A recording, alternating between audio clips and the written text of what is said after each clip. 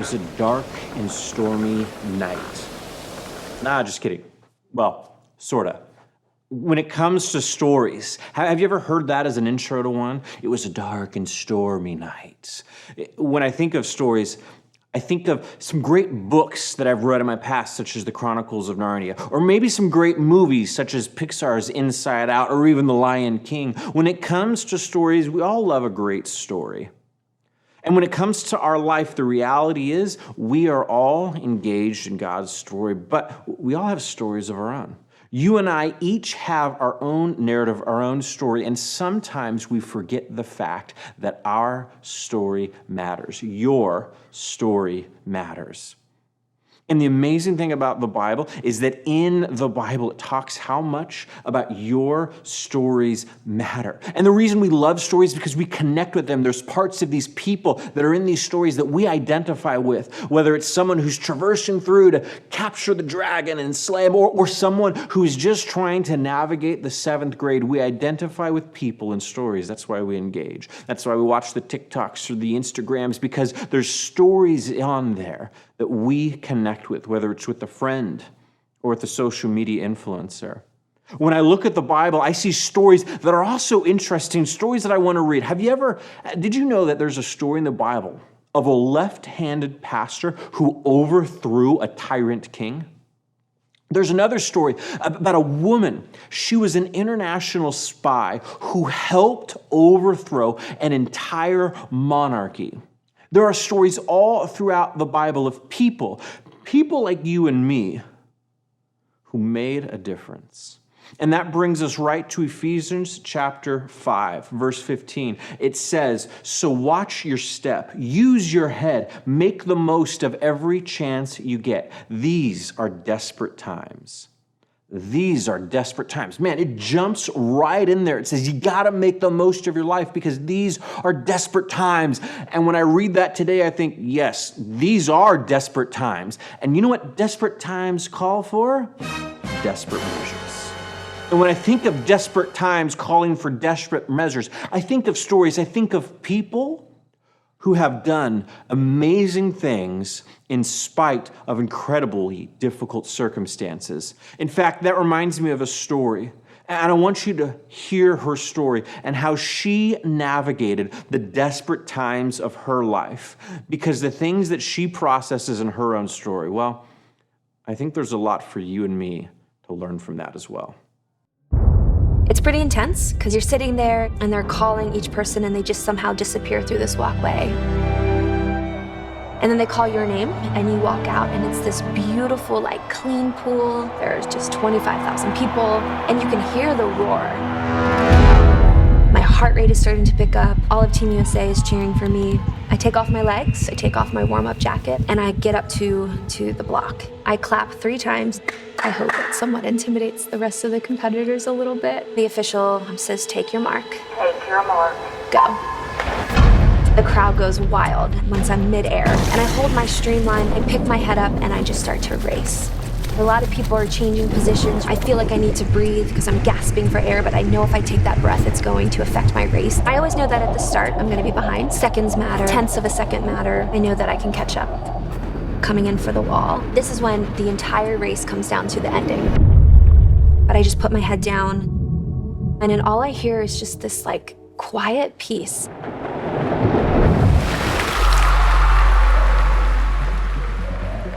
When I was born, I was put up for adoption by a young 16-year-old Russian girl, and due to a birth defect, she just wasn't able to care for me.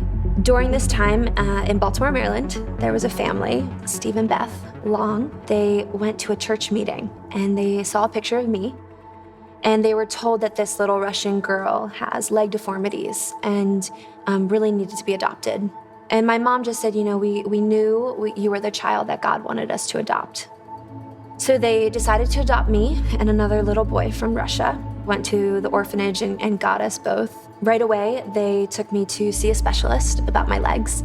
And with what I was born with, it's called fibular hemimelia. So basically means I was missing all the bones in my lower legs. I did have a foot with 3 toes that they decided to amputate 6 months after I was adopted.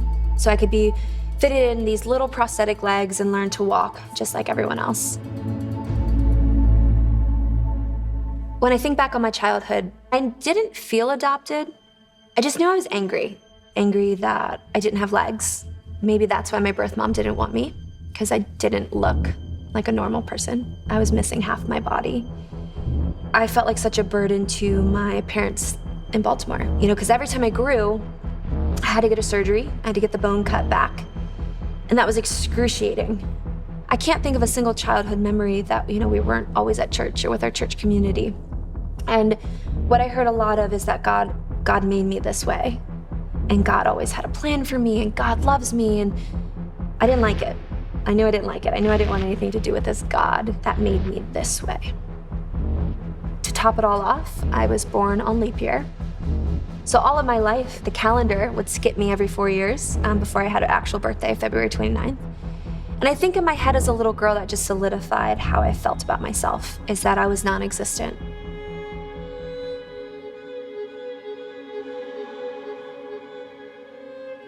It didn't seem fair, because I don't think I knew what I did wrong to have to keep going back in for surgery.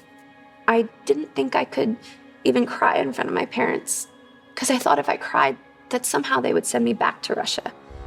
No one could help me. And it just hurt all the time. So eventually, I found sport, and I found that I was really good at sports. I found that swimming, I excelled in swimming. And when I first joined a swim team, I was 10 years old, and I was the only disabled swimmer on the team. Most people didn't know I was missing my legs until I got out of the pool. And I kept going back because honestly, I just liked beating these girls with legs. And it started to fulfill something in me, just earning love. Is it too good to be true? I want this so much, but don't know if I can trust you.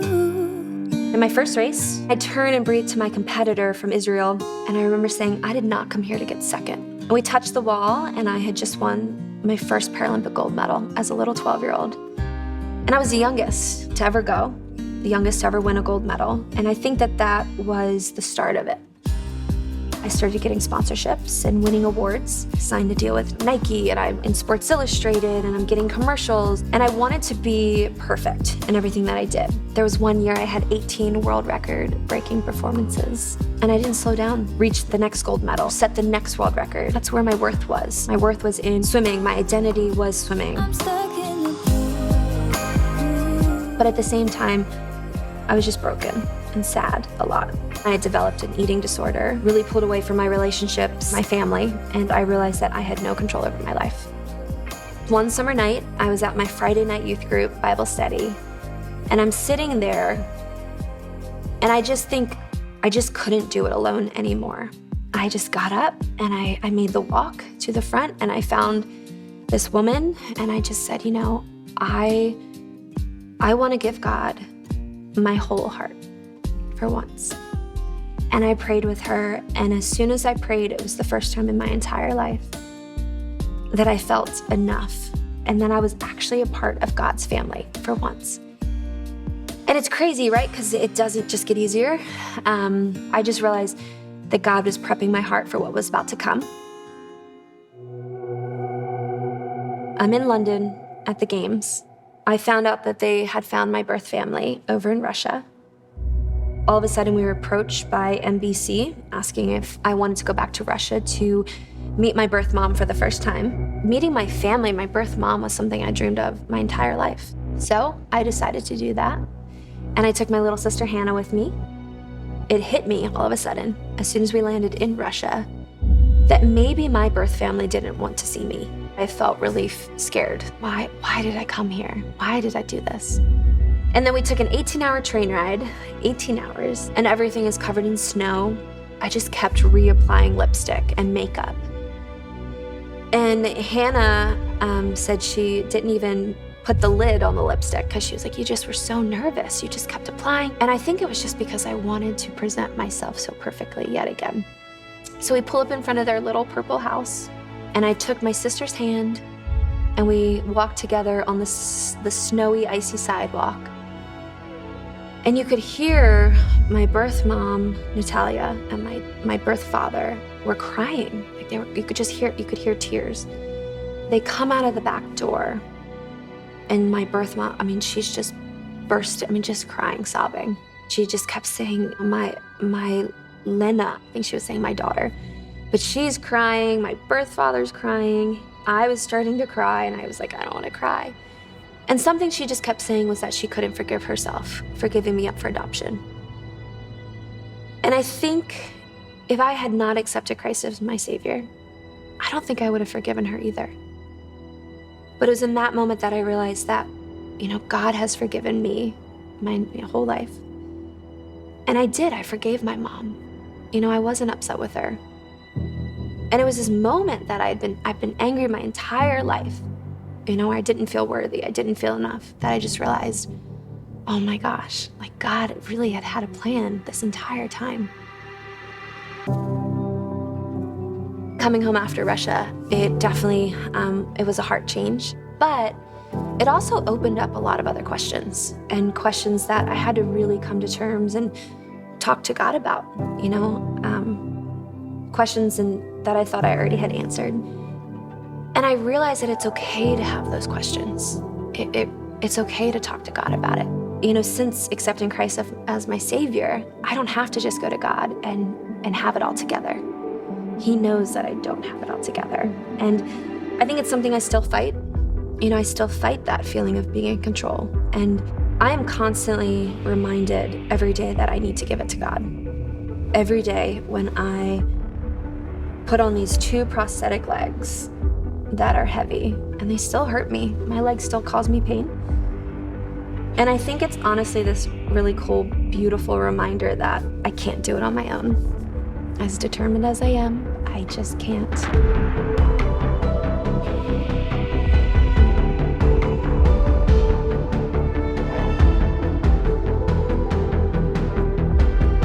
Coming in for the wall. This is when the entire race comes down to the ending. But I just put my head down and just pictured God almost racing alongside with me when I swim, like he's just there. And when practices get tough or races have been hard, I just call on to him, like, God, like this is hard, this is really hard. And I just feel, just keep trying, Jess, like I'm here with you. My name is Jessica Long, and I am second.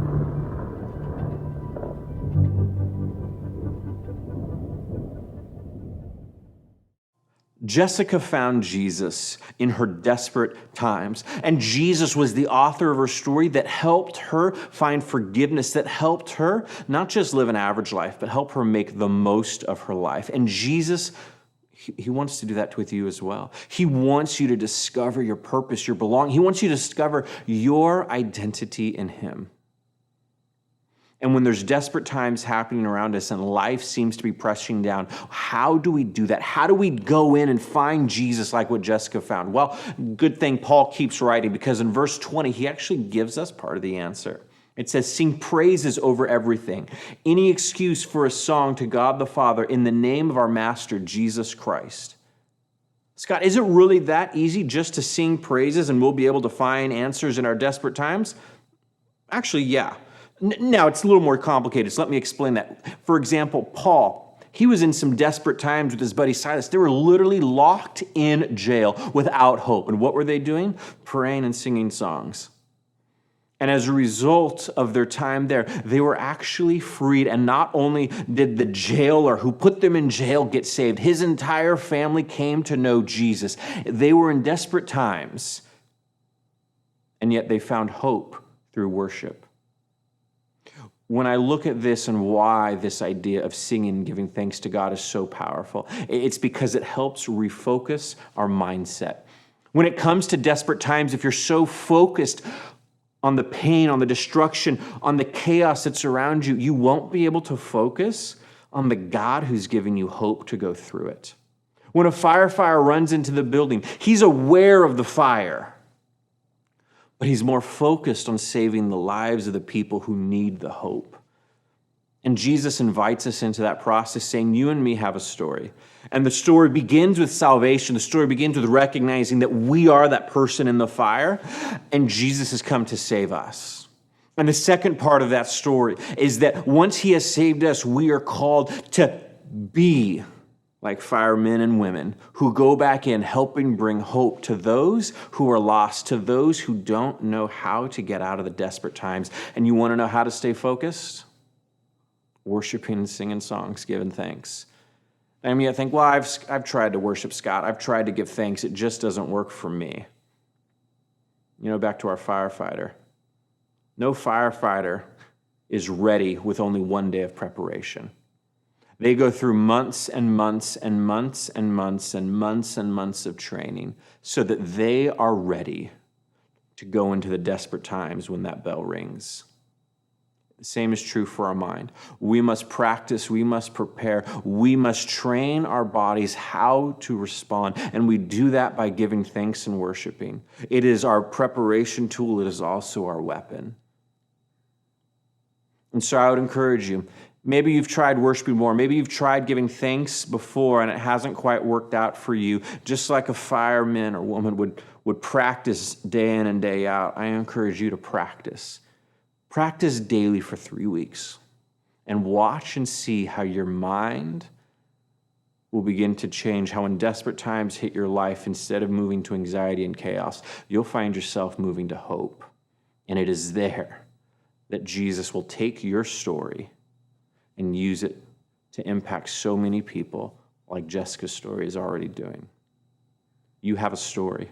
You matter. Keep fighting.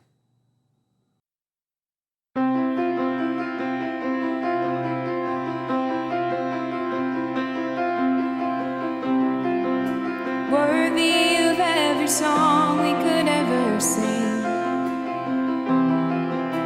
Worthy of all the praise we could ever bring. Worthy of every breath we could ever breathe. We live for you.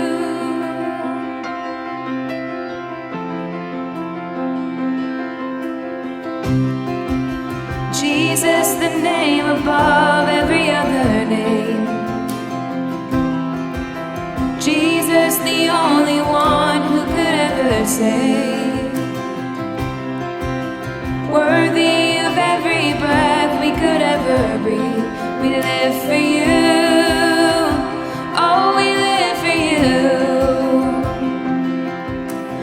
Holy, there is no one like you.